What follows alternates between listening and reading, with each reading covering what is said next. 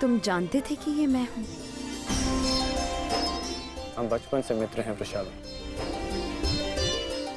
ना ही मैं तुम्हारी हस्तलिपि भूल सकता हूँ और ना ही तुम्हारे बाणों का वेदन।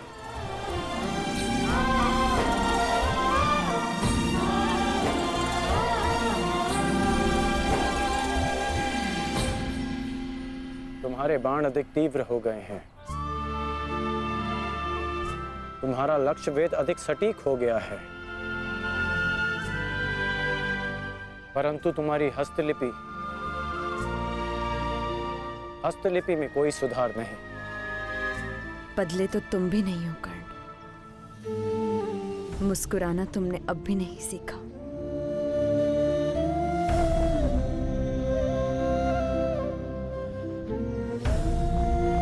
जीवन के हर क्षण के आश्चर्य में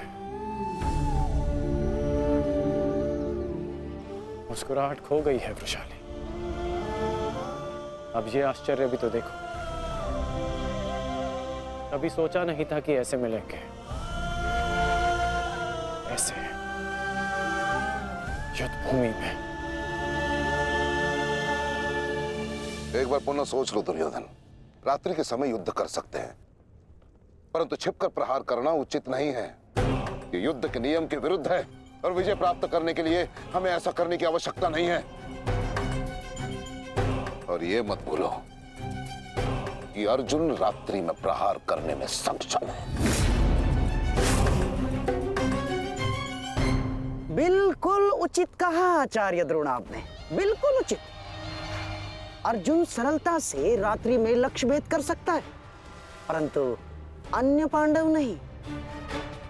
और अर्जुन इस समय अपने पुत्र के शव के पास है, और जब तक शेष पांडवों को हमारे आक्रमण का भान होगा तब तक हम उन्हें अपूरणीय क्षति पहुंचा चुके होंगे आचार्य।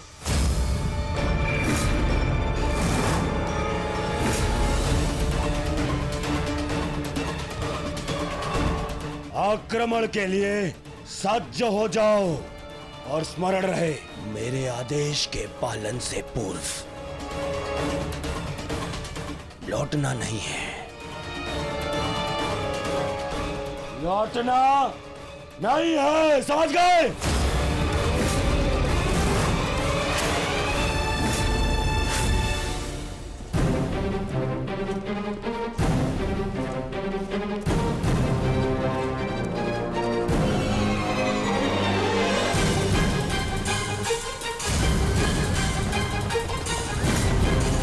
ये कोलाहल कैसा? ये सब क्या है ये? आक्रमण है ये। कौरवों ने युद्ध के नियमों का उल्लंघन करते हुए हम पे आक्रमण कर दिया है। हमें उन्हें उत्तर देना होगा। सावधान सैनिकों!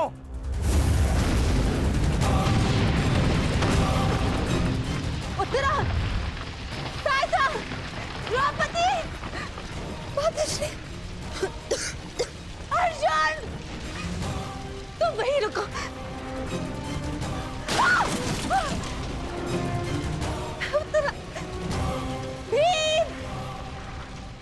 तुम्हारे मन में ये प्रश्न होंगे कि मैं यहाँ इस भांति क्यों आई।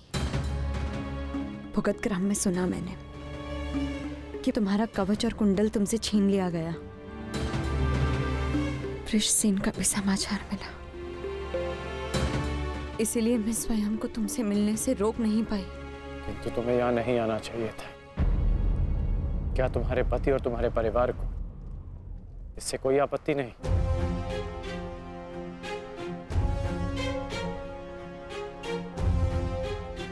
विवाह नहीं किया मैंने।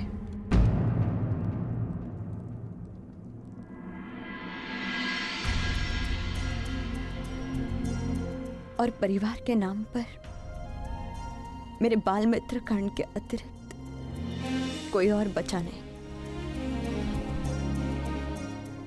हाँ, अगर तुम्हें आपत्ति है तो मुझे बोल दो, मैं यहाँ से लौट जाऊंगी। लौटना तो मैं चाहता हूँ। हमारे बचपन में स्मरण है तुम्हें कि किस भांति तुम, मैं और शोन साथ में समय व्यतीत करते थे।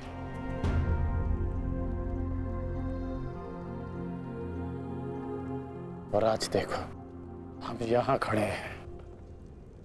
समझना कठिन है कि क्या उचित है और क्या अनुचित।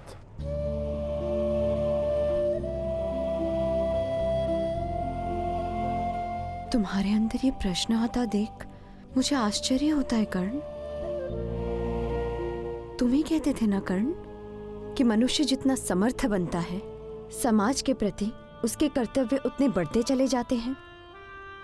जितना बड़ा कर्तव्य, उसे पूर्ण करने के लिए उतनी ही पीड़ा का सामना करना पड़ता है।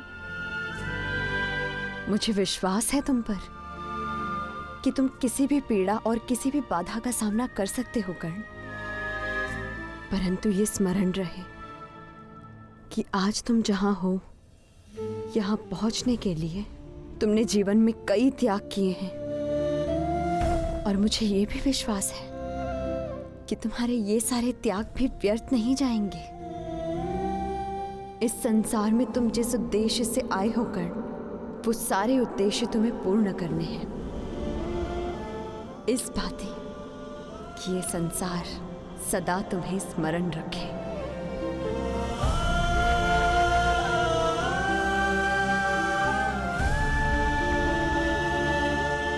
अंगराज कौन? कहाँ है आप? अंगराज! सत्यसेन,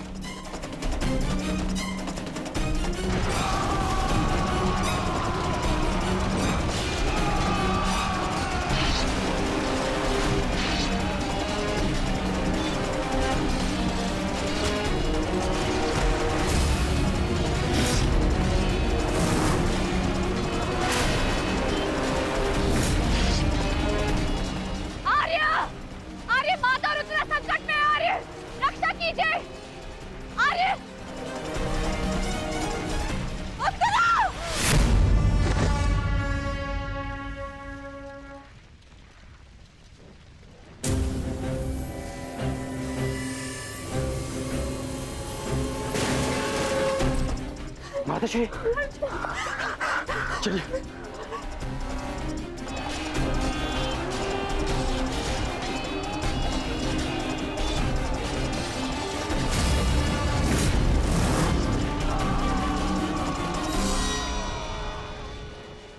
दुर्योधन!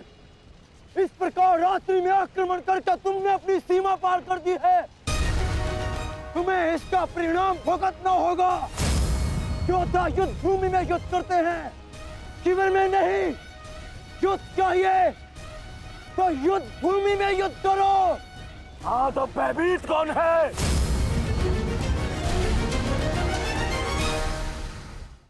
ये दुर्योधन ने उचित नहीं किया। सत्यसेन, तुम वृषाली को सुरक्षित शीघ्र पहुंचाओ और मैं कुरुक्षेत्र पहुंचता हूं।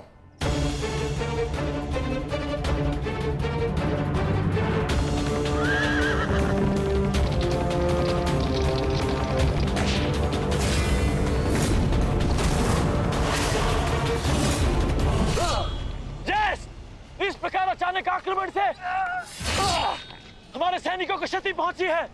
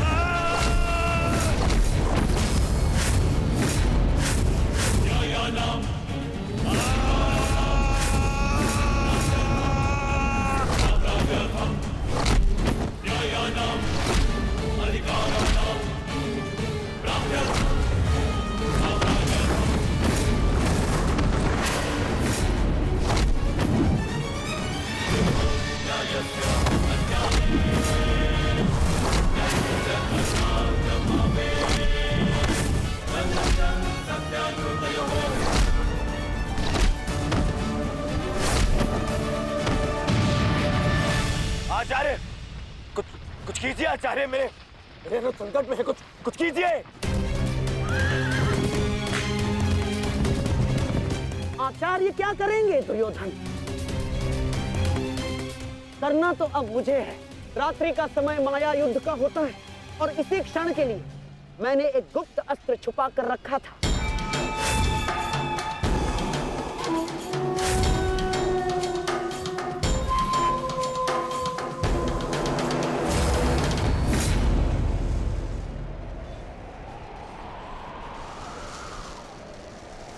प्रकट हो जाओ अम्बलूस।